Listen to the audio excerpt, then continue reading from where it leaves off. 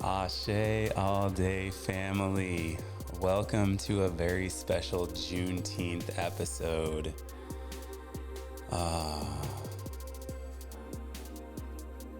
Yes. Today is not a celebration. No, I'm not calling it that at all. What I am going to call it is an opportunity to raise awareness about what is still happening in our society regarding slavery, mindset, the current state of what is the modern day slave trade, and a few other things. Specifically, Josiah Henson. I'll be talking about him a little bit and what that really means. So, it wasn't until recently that I learned what an Uncle Tom was. Yeah. The first example that I'm going to give to you today is sort of the appropriation of something that is a positive message that then gets turned into the negative. And one of the most glaring examples of that for me in my life is the story by Harriet Beecher Stowe, the novel Uncle Tom's Cabin.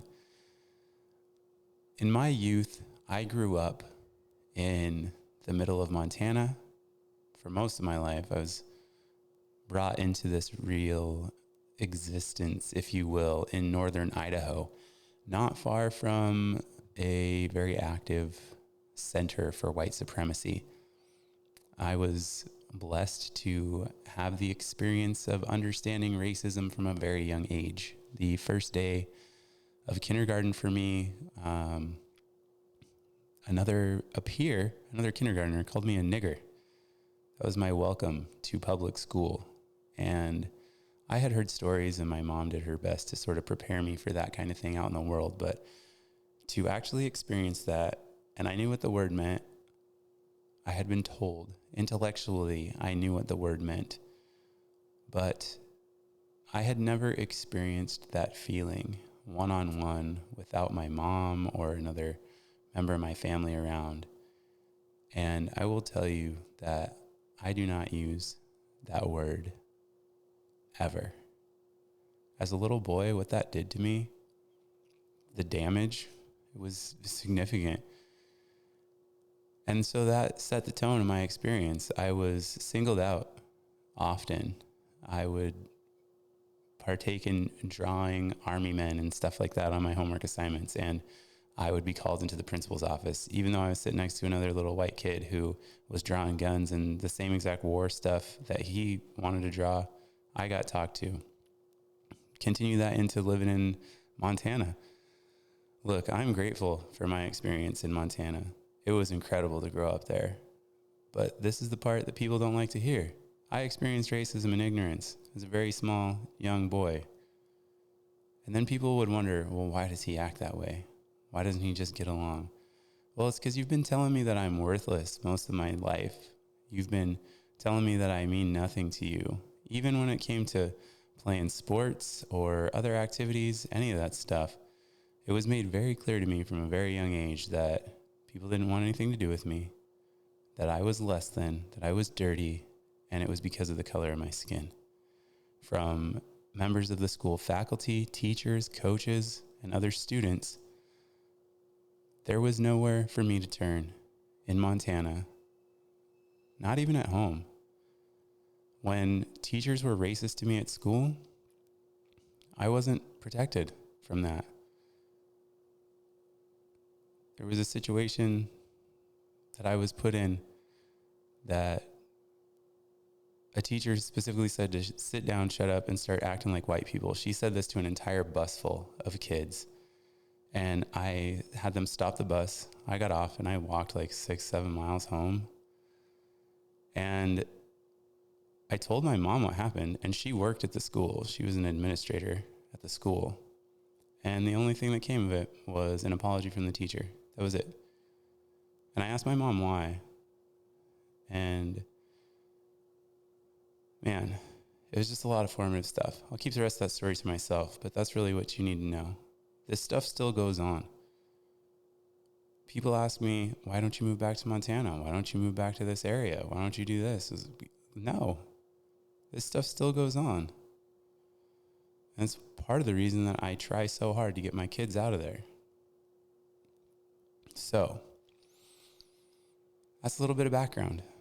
I grew up with a white family in a white culture with a white mindset. And it wasn't until a few years ago that I was able to forgive myself for the internal racism and the self-hate that I had been carrying around with me for almost 35 years. And that's why Juneteenth is not a celebration to me.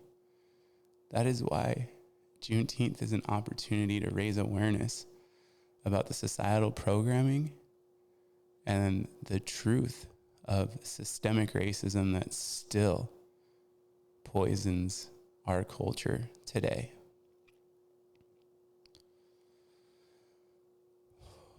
So, now that we're in this space together, maybe you have a little bit of an idea of what this kind of stuff, the impact that it can have on someone. True self-hatred because of the color of my own skin. Nowhere to turn, growing up alone, no other black people, no other people of culture for hundreds of miles. Get out a pen and pull up Google Maps and ask it to show you the geographic center of the state of Montana. And that's basically what I was living with.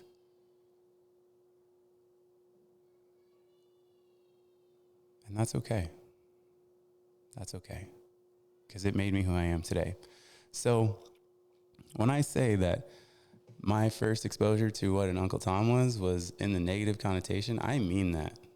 And I understand that there are people who have probably significantly deeper stories of racism and the impact than I do, but this is my experience. I didn't have anyone of color to go home to and talk about this stuff with. I didn't have anyone. I had my examples were MTV. I didn't even have internet, like, hip hop and that kind of stuff, comedy, Friday, stuff like that. I didn't have what I would consider to be positive black role models growing up. And the access to information was so limited where I was from in the middle of Montana. I had a lot to learn when I got into the world. And I have been, and that's beautiful. So this is why it is so important to me to share with you the story of Josiah Henson, who really is one of the foundations of the novel Uncle Tom's Cabin by Harriet Beecher Stowe. So Josiah was a very blessed child in a lot of ways, incredibly intelligent, able to problem solve from a young age, described as being physically a specimen, really, in all ways. And literally, I mean, back then they bred us to work fields, to be labor outputters, to break our bodies for profit. That's what they bred us for. And you still see that stuff rewarded in the NFL and the NBA and all that kind of stuff. Yeah. People who are creating value are making minimal returns. Yeah. I mean, hundreds of millions of dollars, but when you have $1 billion industry, multi-billions of dollars are made because of the draw of these people. And that's how it was really in the slave trade too. Millions and millions and millions. So much money, so much profit was turned on the backs of black people in this country. And Josiah Henson was one of them. And the reason that I want to talk about him is because his story is so incredible. It's a story of non-duality. It's a story of effortless truth. It's a story of perseverance, mindset, determination, ingenuity, and entrepreneurship. Josiah Henson is, in my opinion, the OG black entrepreneur. And we should all be just emulating that as much as we can. So there's some parts of the story that are hard to understand and internalize, but we all have opportunities like this in some way, shape, or form. So he rose up through the ranks on the plantation. There were several different levels of positions on a plantation. And Josiah's journey was, man, it was incredible. So he started out as a field hand, just like many slaves would, obviously just being worked and worked and worked, planting, cultivating, harvesting crops like tobacco, cotton, those kinds of things. Eventually he worked his way up to being an overseer. Overseers were exceptionally strong, intelligent, hardworking, more productive, and would obviously be displaying some desirable characteristics to a slave owner who is trying to run a profit maximizing business. So I want you to go ahead and just consider what you know about labor, about management, and we're going to get into some of the conditions of what slavery was like in a bit, but this is just, it's so eye-opening, and it's a very emotional topic. So after he had become an overseer, he was moved into steward, and steward, that's an even higher position of authority and responsibility, and this allowed Josiah to get experience in managing the plantation's affairs, supervising other slaves, other enslaved individuals, even being involved in financial transactions, the distribution and purchase of supplies and food among the slaves and throughout the plantation. And in further reading and investigation that I did, Josiah was even going to and from the auction to buy and sell other slaves. Essentially, he worked his way up from a field hand to the position of managing the entire plantation business. This is a guy who was able to teach himself to read and write by emulating what he saw the white children doing, and any exercises or curriculum or studies that he saw them doing, he would just try to copy that. So that tells you so much about his character. Now, I know there are probably people out there who are going to say some of the things that I'm about to say, and I'm going to just address that up front. He was put in a position where he had to discipline other slaves. He was put in a position where he was responsible for keeping things productive and keeping things moving. And even as I did this research, I had a hard time integrating the truth of that with the truth that he is one of the most exceptional Black entrepreneurs of all time. For him to be able to achieve what he achieved, and based on what I've read, I wholeheartedly believe that this man took no pleasure in his role as an overseer, as a steward, and even when he became a driver, driving the owner of the plantation around to and from, attending meetings and those kinds of things. I don't think he took kindly to any of that. And I think it furthered his motivation to make sure that he could attain freedom for himself and for his family as his story continued to unfold. This is a man who was incredibly intentional about everything that he was doing. From all of the reading and everything that I could find, he was very clear from the outset that he was going to be a free man. He kept his word. He kept his integrity. He, just absolutely incredible. Absolutely incredible.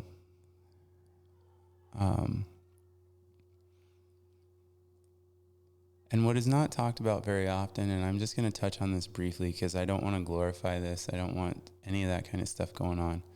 But the conditions in slavery were brutal. They weren't hard. They weren't rough. They were brutal. There is slave doctrine floating out there that you can find that talks about things like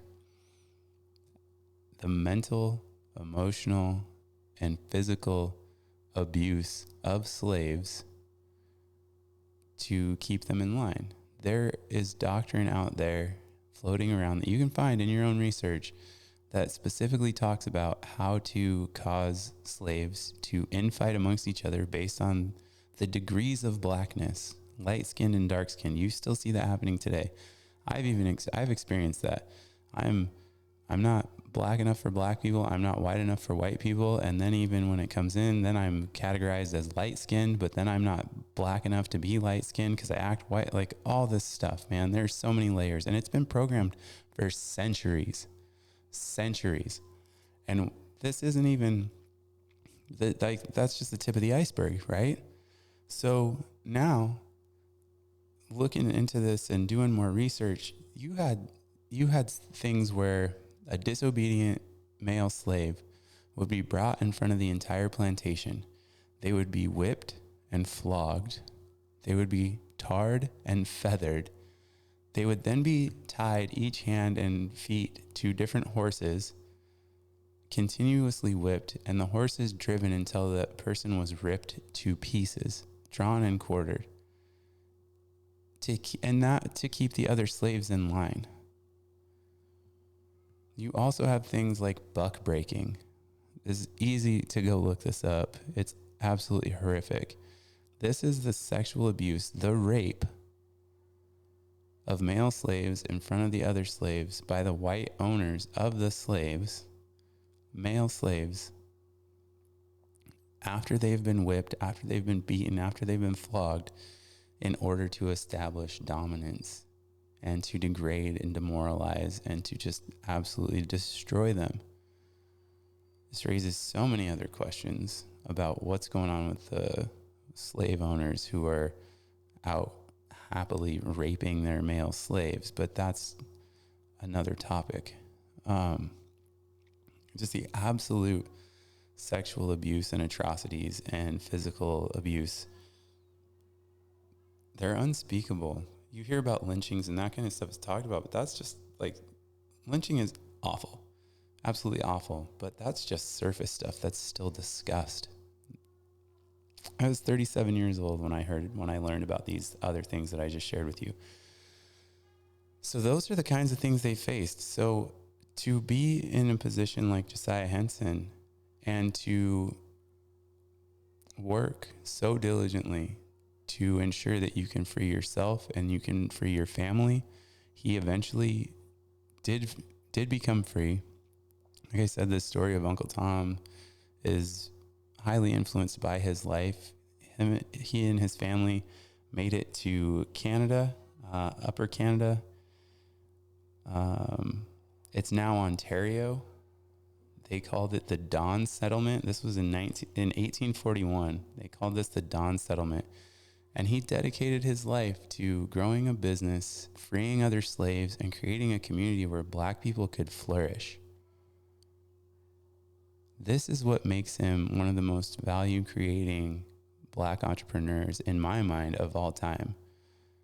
He learned how to navigate and operate in the system without becoming part of the system. And we can talk about that all day. Hit me up if you have a problem with that. He freed himself from the system. Literally, he freed himself from slavery. He took his family with him. And then he started bringing other people along. Sounds very biblical. Then he continued to grow a business and he was so successful and so influential, and he was a speaker, and he was very well recognized as a preacher, a minister, a very devout Christian, Josiah Henson. And I bring this up because this is the type of role model that I feel like in a lot of ways is missing. And please, if you're listening to this, blow up the comments with other people that you can think of off the top of your head who are truly doing this stuff, because this man stayed out of the system. He truly stayed out of the system. And he did that so that he could help other people get out of the system too.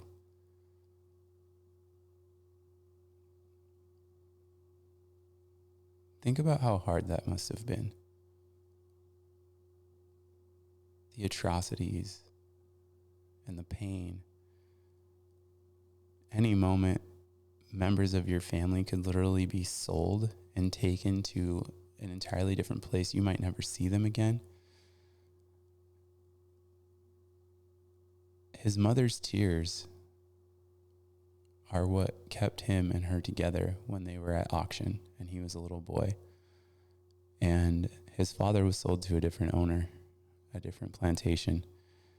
And the person who purchased Josiah and his mother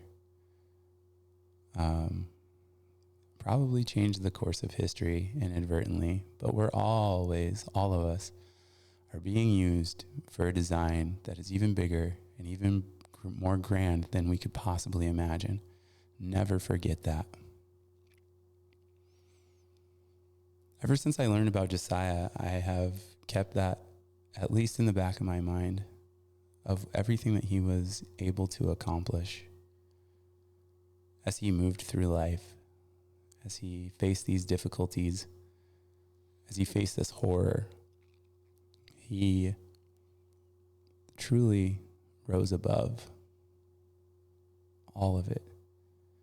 And in so doing, he was able to help his brothers and sisters and changed the course of history.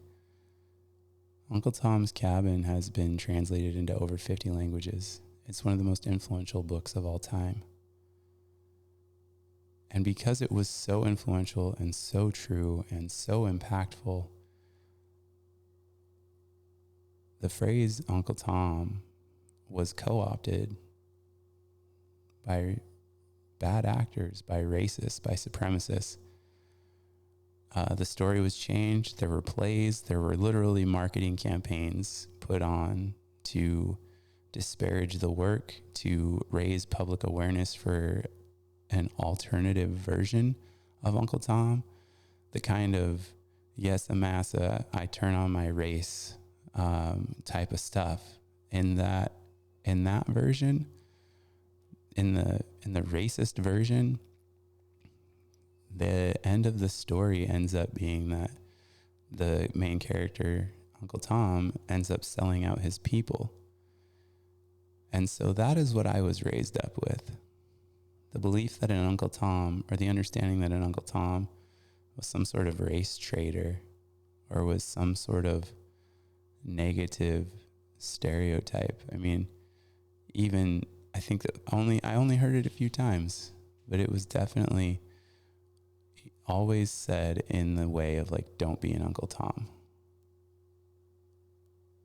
But then I did some research and then come to find out that it's a beautiful story based on so much truth about some of the most influential and highly impactful and value-creating Black people who truly broke the system. And that's what we need today, right now, in this moment. We need people of every color to break the system. We need people of every color to break the system. It will put you at great risk. It will alienate people from your lives. It will hurt. It is not easy. If you remain faithful and dedicated, there's a very, very high likelihood that you will be blessed as part of this great awakening, and that you will make an impact far beyond anything you could have ever imagined.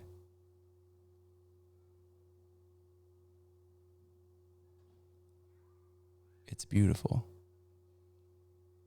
and I believe in you. So what does slavery look like today? Well, we still have the Arabic slave trade that happens overseas, even in the United States. People are aware of child labor, sweatshops, and those kinds of things. I was fortunate enough to spend some time in in Bahrain. And what you see there is a lot of Bangladeshis, a lot of people from India, a lot of Filipinos who are all there doing incredibly difficult manual labor in the heat, in degrading conditions, being paid very little, and working for the ruling class, essentially. That's modern slavery. And that's not even the full extent of it. That's not even including the human trafficking and the sex trade that's going on. That's a whole nother story. And I don't have statistics for you on this right now. They're not important. As long as it's still happening to one person, that's one person too many. But the numbers are in the millions. Yeah. Let that sink in. Not thousands, not tens of thousands, not hundreds of thousands. You start expanding out and you look globally at China, at Russia, the Middle East, even here in the United States. Show me a massage parlor that's not sketchy. Go up, on 99 and tell me that there's not human trafficking happening. It's rampant and people turn a blind eye. So that's modern slavery. That's one slice of it. We haven't even talked about the incarceration system yet. My exposure to that, first order effects, is that I have never met my father because he has essentially been locked up my entire life. Now he deserves it in some ways. I don't know that he has rehabilitated himself. When I did reach out to him for the first time in my life, the letter that I got back was dripping with attempted manipulation and outright lies. So I don't know in his case what to think about that, but I do know that being institutionalized doesn't help anyone reintegrate into society, and it certainly doesn't address any mental health or soul issues that are happening in a person that is trapped in that system, truly. So we've got to really take a look at that. I did some research the other day, and it's $40,000 a year to house an inmate in Washington State, and Washington State has a population of 3% black people. These numbers, there might be slight error in my memory because I did not look this up today, but I was writing poetry and stuff around this topic, and I remember doing a deep dive into these numbers, and the rate of incarceration, like the distribution of the population who is incarcerated in Washington State, is significantly skewed by 3 or 4 times, if I remember correctly. If you're seeing a system that works properly, you should see an even cross-section, basically, of the population that's represented. The overall population should be pretty evenly distributed throughout that society. When you see a statistic that is skewed 3, 4, 5, 6 times for one subset of that population, there is some intrinsic systematic issue or bias or intentional programming that is going on that is definitely targeting that class or that group of people. If you had data of any other kind like that, and you had an outlier like that, you would immediately be suspicious. You might end up throwing it out, the data set, you might end up throwing it out. You would definitely do an investigation into, well, why is this guy here? But when it comes to our prison population, nobody's asking that question. People are. That's dramatic. It's overly dramatic. People are asking that question. But what I've found is that no one is actually willing to do anything about prison reform. There are very few places who are actually doing anything about prison reform. And that is because it is a very, very, very profitable industry, because it is the equivalent of modern day slavery. Now, I'll be honest with you. I sold a little weed when I was in college. Yep, I sure did. I sold 3.5 grams of marijuana to a fellow student who happened to literally be wearing a wire. So when the cops came, like 6 cops deep, rolled up to my job on campus and arrested me. Got cuffed, got put in a cop car, got taken to jail, the whole works. Met with the detective. What they wanted from me was for me to be a snitch. They told me if I go out and I find 3 other people who are selling drugs, that they'd give me my file. It could all just be brushed under the rug. Well, instead of doing that, I went and got a lawyer because there's no way I was going to be a snitch. No, absolutely not. And get out of here. It's 3.5 grams of weed. Go do your job. There's somebody being raped. There's someone being abused. There are people who actually need you guys. But no, instead you come to somebody who is selling very small amounts of cannabis to a kid that I had class with. I thought he was a little homie, you know, whatever. So I ended up with 6 to 7 months of pretrial diversion where you're basically on probation. You have to call the color line every day. You have to go and you have to pee in a cup. You got to report, like you have to do the whole thing. And that's before you're even actually like found guilty. They charge you for that. It costs money. There are tests involved. There are no excuses. If you don't show up, you are going to probably end up back in jail. Once I finally got a court date, I got 2 years of deferred felony probation. Yeah, for 3.5 grams of marijuana. They were talking about sending me to jail for a year because I didn't snitch. I had a lawyer, all that stuff. Ended up with 2.5 years, or 2 years of deferred felony probation. And what that means is more of the same. Calling every day, going to pee in a cup, having a probation officer. And that in and of itself is an entire other issue. The first probation officer I had was not a very nice person. Look, I get it. You deal with people often who may be a bit tricky, who may be a bit troublesome, but this guy had a problem with everybody. He got off on being hard, and he was essentially my God for about the first 1.5 years that I was on probation. And it was not awesome. It was not. It was incredibly difficult. It was a constant strain on me. And one misstep, one mistake, and I could have gone to jail, full on.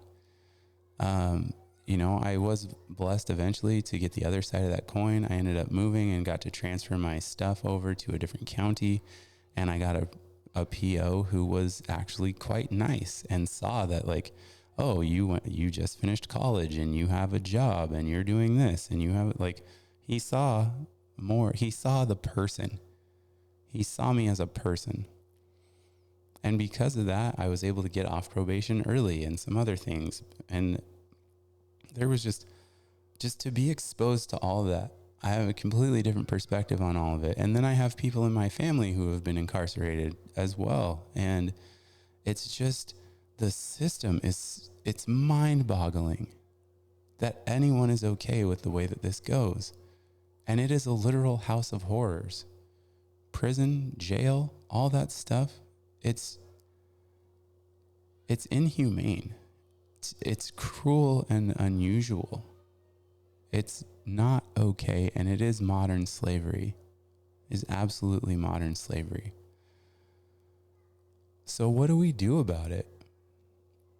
What do we do about these things? Well, first of all, we need to make sure that we have positive role models in our communities. We need more people of culture to speak up. Put yourself out there. Have a message. Do not be afraid. What if you make a positive impact and it drives change, you have nothing to lose. You have nothing to lose. But if you're a person of culture and you're sitting on your abundance and you're not acting to ensure that other people are able to have those opportunities, or that there is a more fair system for the next generation, then you're part of the problem. This is a direct call to action to everybody out there, to put your money where your mouth is, to put your heart out there, and to actually make some moves and speak up and do something about all of this. Be like Josiah Henson. Build a community, bring people along, buy people out of slavery, help others. There is a long running scarcity mindset programmed into people of culture, and that is by design. And unless we do something about it ourselves, it's never going to change. And it takes this technology and this word magic and this awareness of the collective for us to be able to make a change and to impact things. This trauma is stored in your body. This trauma is epigenetic. This trauma continues to be portrayed in TV and movies and music. The message is deep and wide, and it is not stopping. Point it out when you see it. Speak up. Vote with your dollar. What you give your attention to is what you worship. And if you're participating in a system that is actively oppressing you and your people, then you're part of the problem. So, you can't say you love somebody and not burn down the system that oppresses them or hurts them. So how do we do that intelligently? We educate ourselves. We gather as much wisdom into our culture about our roots and our people and our destiny and our birthright as possible. We make intelligent moves. We buy businesses. We build Black community. We help each other up. We give low interest or no interest loans to the young entrepreneur who wants to start a business. If you're abundant financially, spread that wealth around. If you're abundant in knowledge, spread that wealth around. If you're abundant in connection, spread that wealth around. You could probably pick up the phone and connect 2 or 3 people that you know right now and make a positive impact on their lives and help them start a business. What skills do you have to bring to the table that you're keeping to yourself? We've been told for ages not to act, that we should be terrified of it. I invite you today to take one action, to make one move that you believe in your heart you are called to, and that will create value for your community and for yourself.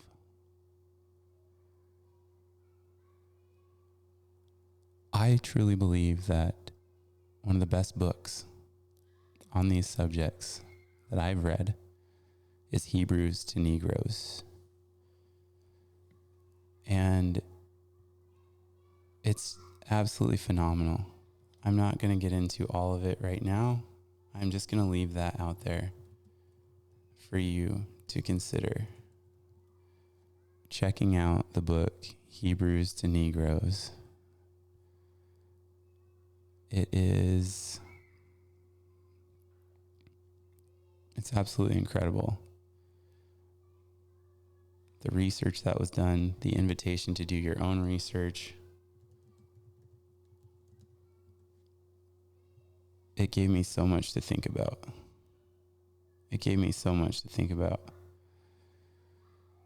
So read it twice.